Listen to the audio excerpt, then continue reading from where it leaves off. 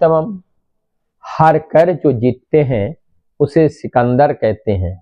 आज इसी बात को लेकर के आध्यात्म और संघर्ष की विजय, आध्यात्म और संघर्ष की विजय पर जो पटकथा आज लिखने जा रही हैं महाराष्ट्र में, इससे हमारे जो देवेंद्र फडणवीस जी अब चीफ मिनिस्टर बनने जा रहे हैं, उसका ओथ सेरेमनी होने ही वाला है। और इस जो वीडियो एक वायरल हो रही हैं उन्हीं का कहे हुए कि सागर की लहरें उछलकर किधर भी जाएं, लेकिन वक्त आने पर अपनी धारा को पुनः पकड़ लेता है।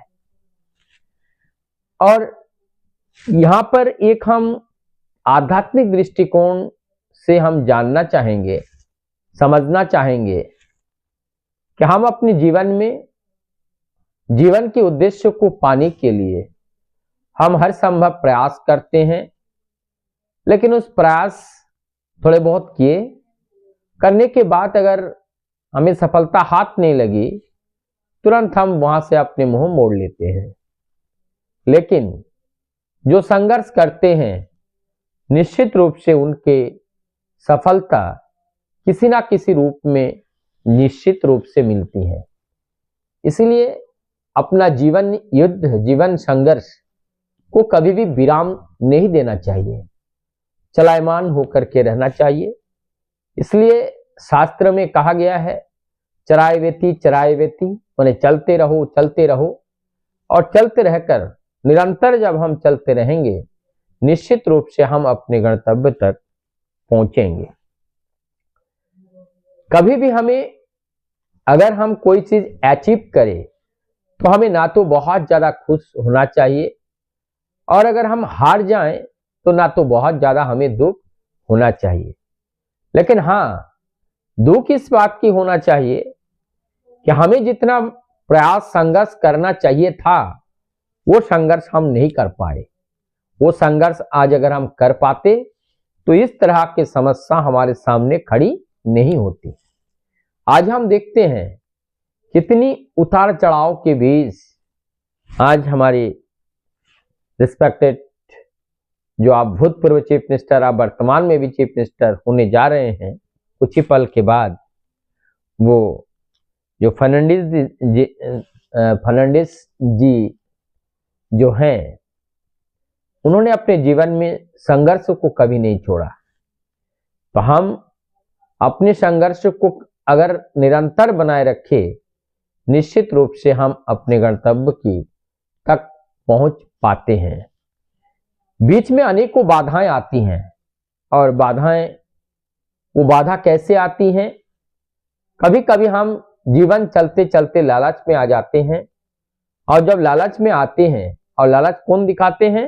ये मायाजाल जो बिछा हुआ है, इस मायाजाल में ये मायाजाल हमें लालच दिखाती हैं, क्योंकि हमारे पास इस मायाजाल में फंसने के लिए 6 मजदूर भी है, और जो हमारे साथ जुड़ा हुआ है, इस 6 के अगर हम समाप्त कर दे तो ये जीवन नहीं चलेगी।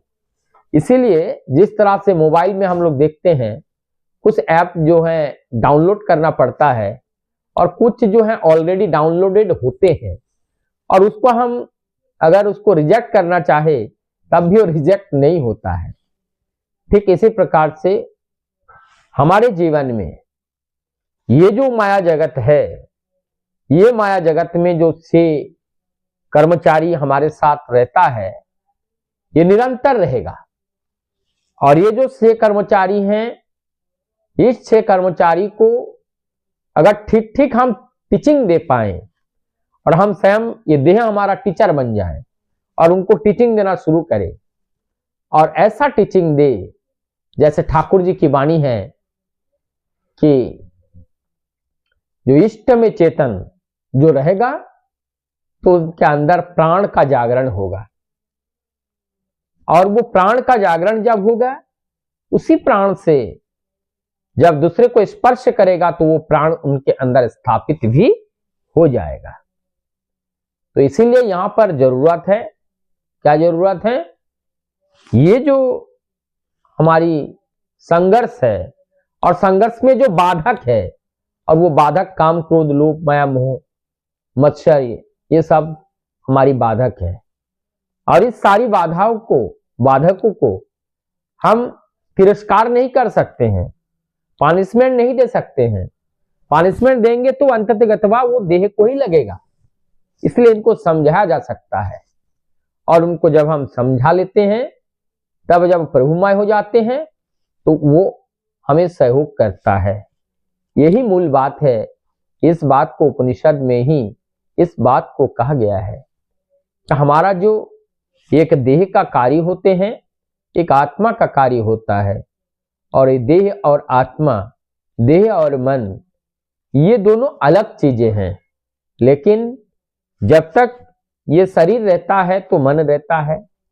जो हमारी 8 अष्ट प्रकृति में पंच प्रकृति तो आकाश अग्नि वायु जल पृथ्वी है ही है। और जब वो साकार में आते हैं, ये सारे चीज जब मिलते हैं, तो इस चीज के अंदर 3 चीज और जुड़ जाता है। वो है मन, बुद्धि और अहंकार। ये बुद्धि और अहंकार, बुद्धि क्या करते हैं, बुद्धि भला बुरा का बोध हमें देती है। तो इस प्रकार से आज जो ज्वलंत जो उदाहरण है, उस उदाहरण के माध्यम से आज हम आध्यात्मिकता को समझने का प्रयास किया कि जीवन में सफलता किसी भी कार्य में तब आती है जब हम निश्चित रूप से उस कार्य में हम डूबे रहते हैं। डूबे रहने का मतलब संपूर्ण रूप से हम सरेंडर करे रहते हैं। सरेंडर करना, उनके प्रति समर्पण करना, यही हमारा जीवन का सार्थकता ही है। और इस सार्थकता को पूर्ण रूप में सार्थकता प्रदान करने के लिए हमें संघर्ष जारी रखना पड़ेगा।